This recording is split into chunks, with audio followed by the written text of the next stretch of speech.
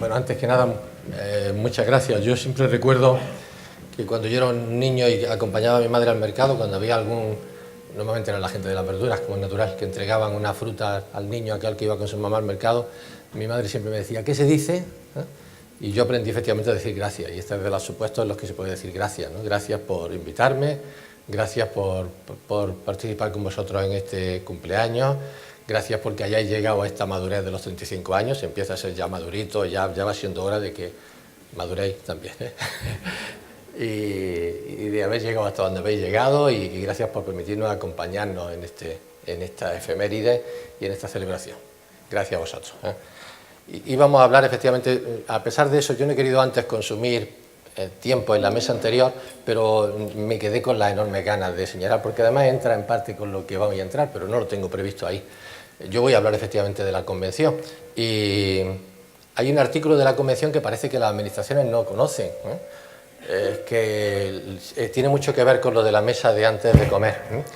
Creo que es el artículo 4, si no recuerdo más de memoria, el apartado 3, quizás, lo tenía anotado en la libreta, pero me lo he dejado allí, que establece que para la realización, para el establecimiento de legislaciones, de normas y tal, los Estados partes, y cuando la Convención dice los Estados partes, están diciendo todas las administraciones que forman parte del Estado, todas las responsabilidades que forman parte del Estado, cabildos, ayuntamientos, comunidades autónomas, todas, están obligadas a mantener un sistema de colaboración y de negociación permanente con las personas con discapacidad a través de las organizaciones que las representan. No es posible realizar iniciativas legislativas sin antes contar con nosotros. Aquello del todo con el pueblo pero sin el pueblo estaba muy bien en el despotismo ilustrado, pero en el ámbito de la discapacidad no es viable y la Convención Internacional es una norma aprobada por España que forma parte ya hoy de nuestra legislación a un ámbito pues cercano e inmediato a la Constitución. Ahora que estamos hablando, que estamos ya todos tan concienciados de la importancia de la Constitución en estos días, pues efectivamente ese nivel jerárquico, el nivel jerárquico inferior, ligeramente inferior, por vía de, perdone que me ponga pedante, del artículo 10 de la Constitución, que establece que los convenios internacionales, cuando hablan de derechos humanos, sirven de criterio de interpretación del resto de las normas. Pues quiere decir eso que ni la comunidad, ni el ayuntamiento, ni el Estado debe legislar sin antes sentarse, negociar, hablar, lo que en la Comunidad Europea llaman la gobernanza, ¿no? La necesidad de compartir con quienes van a ser afectados por esas disposiciones. En el ámbito de la discapacidad es específicamente artículo 4 de la Convención y por tanto tan aplicable y tan exigible para cualquiera. No cabe, en mi comunidad autónoma, yo vengo de Andalucía, no cabe que se haga una ley, se acaba de aprobar en el Parlamento andaluz una ley en la que apenas hemos participado las organizaciones del sector. En fin, eso casi era una continuidad de lo que había salido ahí, pero no me quedaba, quería yo quedar con la gana de decirlo. Y vamos a hablar efectivamente de la Convención Internacional y de los retos y de la forma en la que esta sirve para dar respuesta a las necesidades de las personas con discapacidad. Ya saben, en el año 2006, no va el puntero. Sí, se abrió el diálogo ese. Vamos a quitarlo. Ya.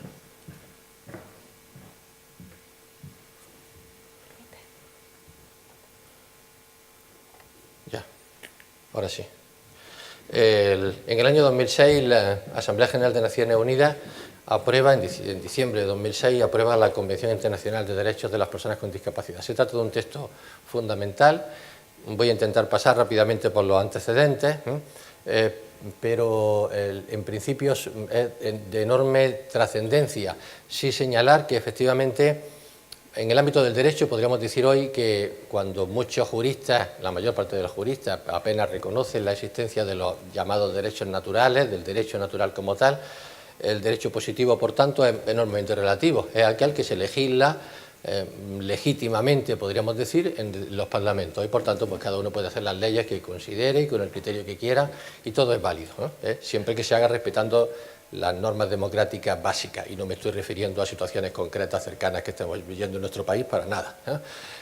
Pero bueno, y el caso es que, por tanto, el derecho, por tanto, se podría entender que es algo muy relativo. Sin embargo, Los juristas, para buscar algo que pueda considerarse no ya absoluto, pero que sí genere un consenso fundamental, acaban yéndose, por tanto, a aquello que tiene, pues eso, el mayor consenso, que ha sido compartido por más gente. Y ahí nos iríamos, por tanto, a las declaraciones de derechos fundamentales, a la Declaración de Derechos Fundamentales de la Persona, la Carta de Naciones Unidas de 1945, que nace después de la Segunda Guerra Mundial, cuando la humanidad, las naciones han vivido el enorme desastre que ha supuesto la Guerra Mundial, con los millones de personas muertas, con todo lo que ha ocurrido, y se ve la necesidad de dejar establecido que hay unos derechos básicos que no pueden ser nunca cuestionados, ¿no?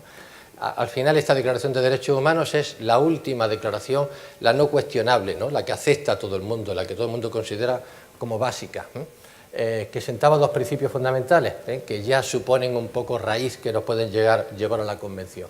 La obligación de respetar los derechos humanos y, en lo que se refiere después, sacándole partido al ámbito de la discapacidad, la obligación de no discriminar por circunstancias personales. La Declaración de Derechos Humanos recoge efectivamente por primera vez los derechos políticos, sociales y tal de todos los seres humanos, ya les digo, procuraré ir rápido en todos estos antecedentes, establece ya una serie de declaraciones que de alguna manera pueden estar afectando también el ámbito de la discapacidad. Hemos saltado del año 45 al año 66, el Pacto Internacional de Derechos Civiles y Políticos ya hacen ya algún tipo de referencia a cuestiones que afecten a discriminación por razón de sexo, idioma, religión, opinión política o otra índole, ¿no? Y aquí traeríamos quizás las personas con discapacidad. Seguimos en el mismo, en el artículo 26 ya se sigue prohibiendo efectivamente esta. El artículo 28 establece, esto nos viene bien porque es también un antecedente sustancial del Comité de Derechos que también establece la Convención, ¿no? Seguimos en la misma, ya si hay un artículo específico que prohíbe la discriminación, se comprometen a garantizar que no exista discriminación por motivos de, todavía no se utilizaba la palabra discapacidad como tal, y hablamos ya del Pacto Internacional de Derechos del año 66, que ya por tanto es un antecedente de la Convención posterior. Los tratados de... este sería un poco el concepto de por qué nace la Convención.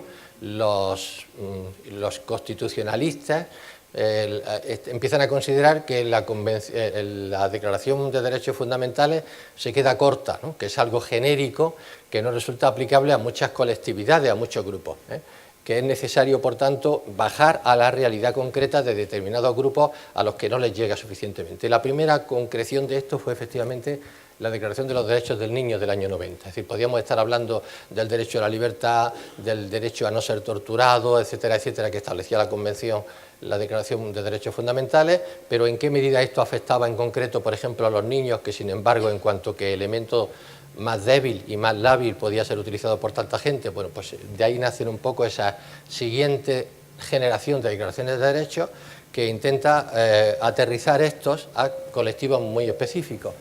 Concretamente, efectivamente, la Convención sobre los Derechos del Niño del año 90, en este momento existe, en el año 91 se hizo también la Convención contra la eliminación de discriminación contra la mujer, la de la tortura también. En este momento se está negociando una posible convención también de los derechos del adulto, de la persona, del mayor sería, de la tercera edad diríamos en nuestro país. Y después nacen las normas uniformes sobre igualdad de oportunidades. Me voy a saltar estas cosas porque son avances y tal. Esto un poco ya nos sitúa con datos concretos en el ámbito de la discapacidad para ver cómo aplica la Convención en España, ¿no? En España estaríamos hablando de 4,12 millones de personas con discapacidad, es decir, un 9,5, redondeemos, un 10% casi de la población española podría tener discapacidad, de acuerdo con los datos de valoración de la discapacidad que establece el decreto del 91. En fin, ahí ven las razones de en qué medida afecta, por tanto, a un montón de familias y de personas de nuestra población. Las tasas de desempleo en las personas con discapacidad son mucho mayores que en las personas sin ella. Estamos ante un colectivo también diverso. La posibilidad de acceso al trabajo de las personas con discapacidad, ciertamente esa discriminación o esa razón de esa situación genera también situaciones de índole de pobreza mucho mayor porque no tienen acceso a empleo y en muchos casos a una vida digna, y así lo podríamos ver en muchas de las elementos propios de la vida de las personas con discapacidad, en el ámbito de la educación, en lo que se refiere a las mujeres, en la situación en sí de pobreza que genera en muchos casos la discapacidad. En el ámbito de mujeres, pues estáis viendo, por ejemplo, ese dato de que 2,30 millones de mujeres lo serían con discapacidad frente al 1,55, ¿no?, de hombres. No tiene mayor importancia esto, sería que efectivamente ha ido, estoy dando datos de cómo estas cuestiones afectan al ámbito de la discapacidad, incremento de las discapacidades que se manifiestan en la infancia, hay un mayor porcentaje de diagnósticos de trastornos del espectro autista, de TEA, incremento de discapacidades también como consecuencia de accidentes de tráfico, incremento de incidencia de enfermedades y trastornos mentales y de enfermedades neurodegenerativas. En fin, esto nos va un poco situando cuál es el nivel de la población. Y esta es una comparación según un informe de la OMS, de la Organización Mundial de la Salud y del Banco Mundial, que efectivamente constata algo que todos sabemos. La discapacidad puede ser en muchos casos razón de discriminación, de pobreza, de situación mucho más menor o peor, podríamos decir, que la de que no la tiene, ¿no? Situación de general de discriminación que afecta a todas esas cuestiones. Así también afectaría al propio derecho de ejercicio de los derechos políticos, ¿no?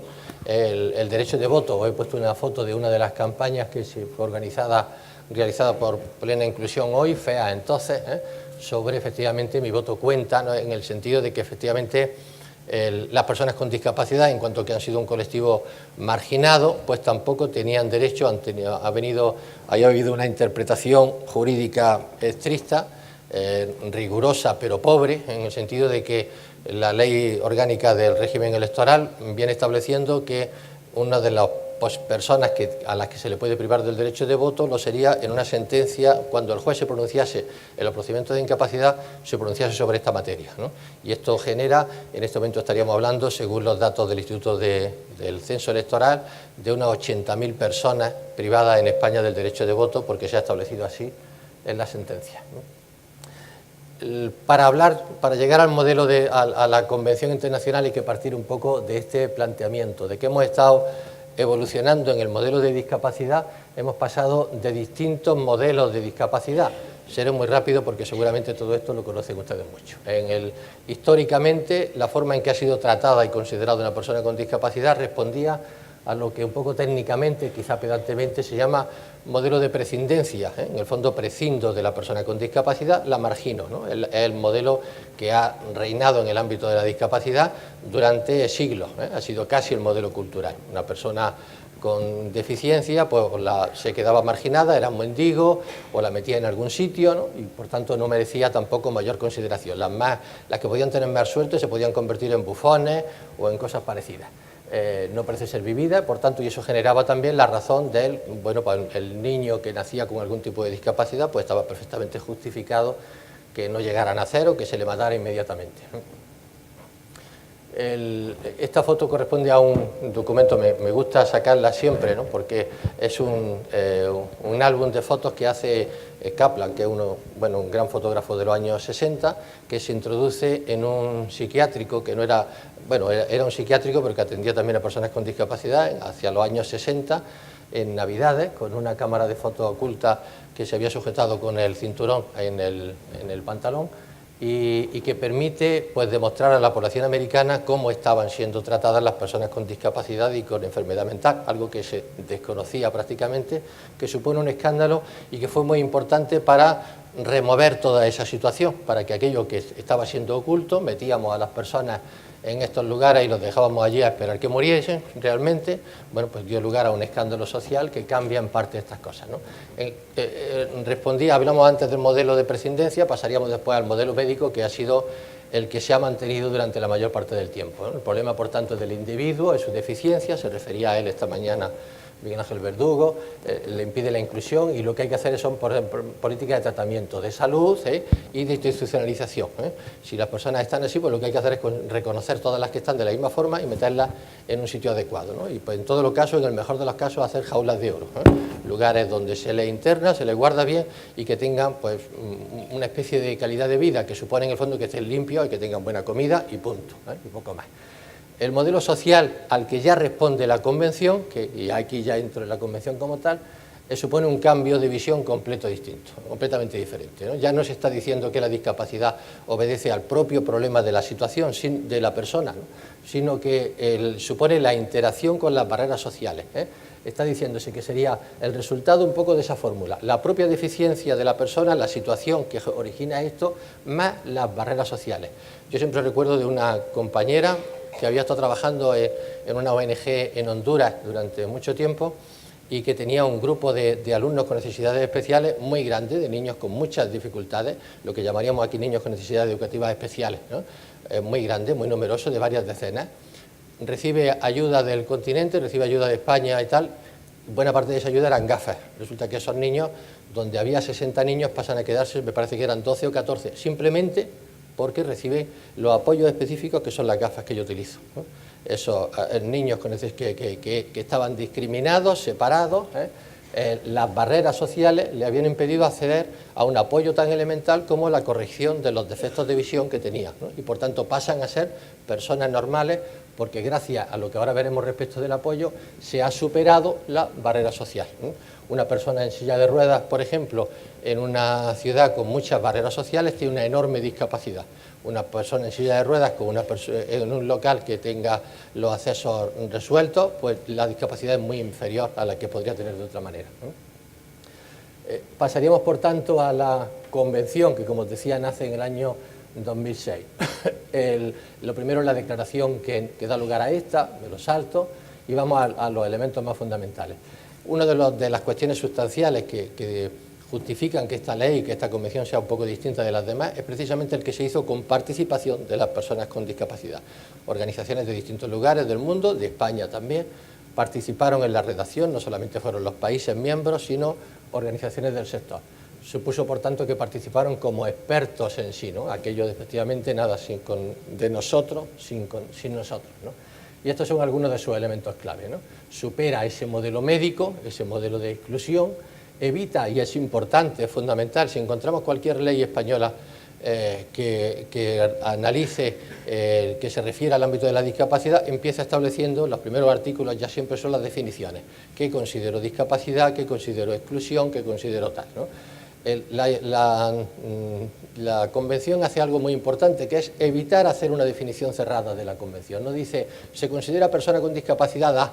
En España se diría, normalmente todavía la Ley de Derechos actual lo dice, persona con discapacidad es aquella que tiene más de un 33%, de acuerdo con los valores de discapacidad establecidos en el baremo, etcétera, etcétera. En la Convención te dice, la discapacidad es un concepto que evoluciona, que no está cerrado y que resulta, lo que decíamos antes, de la interacción entre las personas con deficiencia y las barreras, debido a la actitud y al entorno que evitan su participación plena, para llegar a ser el modelo que sería tener las mismas condiciones, vivir de la misma forma que los demás, ¿no? Estos son elementos que justifican la Convención, que están en el preámbulo, la discapacidad que resulta efectivamente de esa interacción. Las personas con discapacidad incluyen a aquellas que tengan todas estas y que al interactuar con diversas barreras pueden impedir su participación plena, ¿no? El elemento fundamental, ahí me he pasado con el azul de fondo, que ya no se ve el artículo 1, ¿no? El propósito de la Convención es promover, proteger y asegurar el pleno goce en condiciones de igualdad de las personas con discapacidad, en aplicación del principio de no discriminación. Ese es uno de los ejes fundamentales de la discapacidad, y por tanto de él se derivaría la necesidad de adoptar todas las normas pertinentes de todos los tratados de derechos humanos para cumplir ese eje sustancial de no discriminación.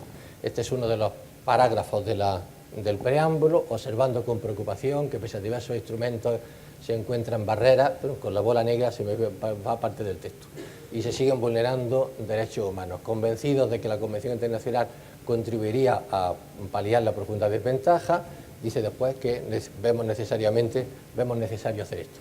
Reconociendo el valor, y esto justifica lo que antes decía respecto del artículo 4, que las personas con discapacidad, a mí me gusta sacar esto siempre como elemento, porque le da la vuelta un poco a la situación.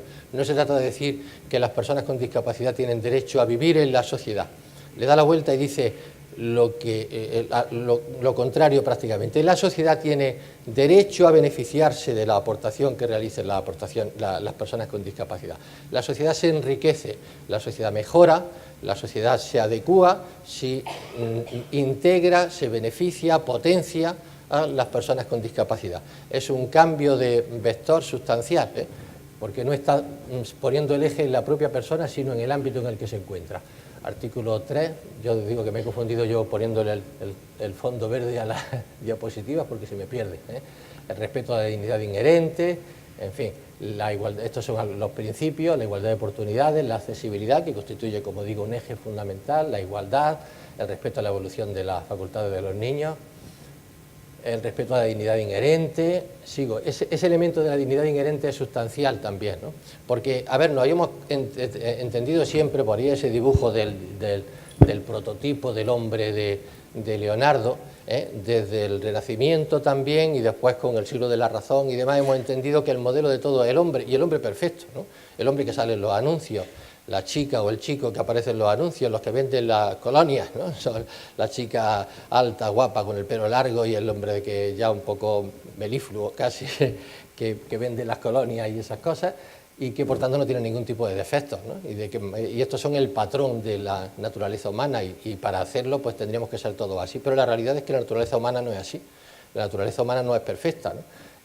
Y la dignidad lo es con independencia de que respondamos a patrones de perfección en cuanto a nuestra imagen, y que una persona con discapacidad muy gravemente afectada, que no se pueda comunicar verbalmente, que no controle esfínteres, que etcétera, etcétera, tiene la misma dignidad inherente a la que puede realizar, a la que puede tener el modelo que aparece en la fotografía, y iba a decir en los programas, a la gente que aparece en los programas de Sálvame y compañía, pero eso yo no estoy tan seguro de que tengan la misma dignidad, las cosas como son. En fin, y eso, los derechos, ¿ya tengo que ir acabando? Pues se acabó de empezar. Bueno, los derechos que proclama, voy a ir más rápido. Establece, uno de los valores que establece la Convención es que es holística, considera todos los derechos, desde el de la vida, el artículo 10, y esto es también fundamental y tiene un poco, indica mucho, y prefiero un poco pararme aquí, porque por ejemplo, los niños con síndrome de Down apenas existen ya, hay datos de que se abortan más del 95 o 97% de los niños a los que se les puede diagnosticar con un diagnóstico precoz alguna posible alteración que dé lugar a un síndrome de Down. Apenas existe. Las asociaciones especializadas en la atención del síndrome de Down ya atienden a cualquier tipo de discapacidad, porque apenas nacen niños con síndrome de Down. El derecho a la vida de las personas con discapacidad, que aparece en el artículo 10, realmente en la práctica está bastante cuestionado. En cuanto al tema de la accesibilidad, que es un elemento, como decía, eje sustancial, bueno, y esto también es relevante por el escándalo en sí que supone, ¿no? Nosotros tenemos datos, Plena Inclusión lleva trabajando con programas de cárceles desde hace muchos años, y por tanto conocemos la situación de lo que ocurre en la atención a personas con discapacidad intelectual que están en las cárceles. Nuestros datos son, que además reconocidos por la Dirección General de Instituciones Penitenciarias, que alrededor de un 6,5% de los presos de la población reclusa en España tiene algún tipo de discapacidad intelectual. Estamos hablando nada menos que de más de 4.000 personas, 4.000 personas que están en las cárceles, y casi un 70%, el 69,7%, han llegado a las cárceles sin que ningún elemento jurídico, ni jueces, ni fiscales, ni abogados de oficio, ni forenses hayan determinado su discapacidad, y por tanto sin que su discapacidad haya actuado como elemento de beneficio, como elemento atenuante, como circunstancia atenuante o eximente en el procedimiento. Esto dice mucho de la quiebra un poco del funcionamiento del procedimiento legal, que no ha permitido efectivamente utilizar esto. El derecho al ocio, en fin, genera, respeta todo esto. Y me paro aquí un momento, ¿no? Porque son estos, lo señalo ahí con eso del corazón, y no he querido colocar un dibujo de corazón melífluo, bonito y esas cosas, sino un corazón como músculo, ¿no? Como tal. Una de las, porque decía la presidenta del Comité de Derechos, lo he oído alguna vez decir, que el corazón de la Convención está precisamente en este artículo y en el siguiente, en el 12 y el 13, ¿no? Porque son los que realizan mayor aportación. Los demás, en principio, ya estaban de alguna forma reconocidos, pero cuando se refiere a la capacidad jurídica, el artículo 12 establece que las personas con discapacidad tienen capacidad jurídica plena en igualdad de condiciones con los demás. Esto resulta enormemente novedoso en nuestro derecho, ¿eh? Yo citaba ahí, esto es que el artículo 12 del Código Civil actual, vigente en nuestro país, dice que se procede a la incapacidad cuando hay enfermedad o deficiencia persistente, ¿no? El artículo 12.3, sin embargo, establece efectivamente esta situación. Este sería un poco el cambio, ¿no? Lo que ha venido siendo hasta ahora en el ámbito del derecho, todos los que hemos estudiado derecho hasta ahora, nos hemos tenido que empollar para poder aprobar los exámenes las diferencias entre capacidad jurídica y capacidad de obrar. La capacidad jurídica la tenía cualquier persona, pero la capacidad de obrar solamente la podían tener aquellos que tenían una capacidad plena, íntegra, y por tanto no les correspondía a las personas con algún tipo de enfermedad o de deficiencia. Esto está realmente superado con esa valoración que hace el artículo 12.3, ¿no? Y pasaríamos a un procedimiento diferente, a un procedimiento que no sería el de incapacidad actual, sino un procedimiento de provisión de apoyo. El 12 establece aquí el texto, he procurado separarlos con colores diferentes porque hace matices sustanciales, ¿no? Cuando dice que las salvaguardas para el ejercicio de capacidad jurídica tienen que establecer estas 4 diferencias con los colores distintos. Respeten los derechos de la voluntad y preferencia de las personas. Esto es algo fundamental. Yo llevo muchos años trabajando en los juzgados con personas con discapacidad y prácticamente nunca he visto que un juez, a la hora de determinar quién debía de ser el tutor o que había que cambiarlo o cómo funcionaba, no se ha parado a preguntarle a la propia persona con discapacidad: ¿y a ti qué te parece? ¿Quién debe ser tu tutor? ¿Cómo estás tú de conforme con cómo te han venido desempeñando la tutela? ¿Quitamos a tu padre y ponemos a tu hermano? ¿Te hacemos tal? No, se tomaba la decisión por las buenas, con la información que correspondiera, pero hasta ahora no se ha tenido nunca en cuenta la voluntad y la preferencia de las personas. Con ese otro matiz, evitando que haya conflictos de intereses ni influencias indebidas, que las decisiones sean proporcionales y adaptadas a las circunstancias. En este momento, una regulación o una decisión respecto de cuestiones jurídicas, por ejemplo, vender la casa de papá y mamá que han fallecido y que hay que adoptar alguna medida respecto de eso, genera un procedimiento de incapacidad, una designación de tutela o de curatela y todo lo demás. Cuando con este sistema lo que podría sería determinar específicamente el apoyo concreto para realizar la operación esta y no mucho más. ¿Tengo que ir acabando, Saray? Para cumplir con los tiempos y de no acuerdo, demorarnos pues ya mucho. Quiero ver un par de cosas más rápidamente y ya está. Bueno, esa es la cuestión, es de, en parte lo que os he dicho, ¿no? Que sea establecido por una autoridad judicial, que se haga en el plazo más breve posible. Eso en este momento nuestro derecho no está por hacerlo, ¿no? Y por tanto lo que origina, ahora hablarán Josep y Saray de ese tema, sería un nuevo sistema. El procedimiento de tutela, de modificación de la capacidad que ha generado hasta ahora debería dar lugar a una situación que al menos ahora se está cambiando en la mentalidad, que sería un sistema de modificación, de provisión de apoyos, mejor dicho. Démosle los apoyos precisos para que esa persona pueda actuar correctamente, ¿no? Como podría ocurrir en esto. Algunos ejemplos de ese tema: por ejemplo, una persona con discapacidad que sea víctima de un delito podría, incluso lo establece la página web del Ministerio, realizarla de esa forma. Obviamente una persona con discapacidad no va a poder cumplir esos formularios, ¿no? Sin embargo, esto nos sirve de ejemplo.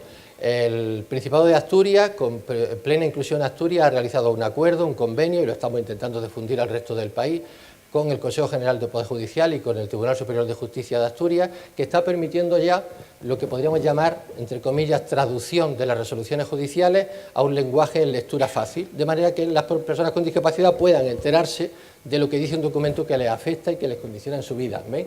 El contenido de la sentencia y después el documento modificado establecería efectivamente pues las condiciones, un texto que pueda entender, que pueda leer la persona a la que se está refiriendo a la sentencia y que hasta ahora no tenía ninguna posibilidad de entender la jerga jurídica, el argot en las que hablamos los profesionales del derecho. Acabaría, por ejemplo, el fallo de la sentencia que nos queda a la izquierda y luego realmente lo que le puede estar explicando es qué significa esto, que necesita ayuda para esto, para firmar contratos, para etcétera, etcétera. Eso se ha hecho también en este esfuerzo de accesibilidad. El Plena Inclusión ha hecho un acuerdo también con la UNIGEPOL, que es la Unión de Policías Locales, la Unión Nacional de Policías Locales, que nos ha permitido hacer documentos en lectura fácil para poder formalizar denuncias, por ejemplo, ¿no? Que diga, a la hora de hacerlo, podría utilizar este documento. Me han insultado, se han burlado, basta con que rellene, marque la opción correspondiente y puedes estar diciéndole a la policía pues la información necesaria para formalizar la denuncia. Me han empujado a mí o a otra persona, me han agarrado, etcétera, ¿no? Ya está, no mucho más. La Convención tiene una de las cosas positivas que tiene, es que al final establece un comité de derechos que sirve un poco de control del cumplimiento de la misma y al que llegan las denuncias que se le formulan por incumplimientos, ¿no? El Comité de Derechos además obliga a que los estados que la han firmado pasen una especie de examen periódico, ¿no? Y en este sentido habría que señalar que España, efectivamente, me parece que se matizaba, se decía también esta mañana, pasó en el año 2011 su primer examen y ahora en 2017 tendría que hacer el segundo. El primero lo pasó con una nota más bien baja, ¿no? Y una de las cuestiones que se le indicó que tenía que superar era todo este tema de la cuestión jurídica. Había que reformar el Código Civil y la Ley de Enjuiciamiento Civil respecto de los procedimientos de tutela, no había datos suficientes y no se considera el procedimiento legal actual español acorde con lo que establece el artículo 12 que hemos visto anteriormente. Podría estar hablando de estas cosas mucho más tiempo, pero en fin, Saray ya me está mirando con cara de fulminarme, así que vamos a hacer.